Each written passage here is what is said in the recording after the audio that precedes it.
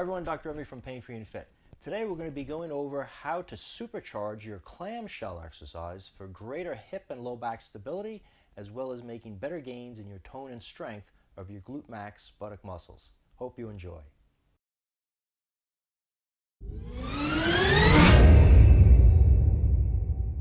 So to supercharge the effectiveness of your clamshell exercise, use the following tip that I use with my patients and online clients. As opposed to simply raising the knee upwards as the heels stay together, try shortening the top thigh, pulling the top knee backwards through the thigh and into the hip socket, compressing the hip socket.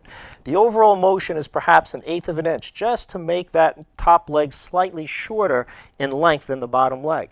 Be careful not to roll your pelvis backwards as you do this, or you'll lose the activation of the glute max.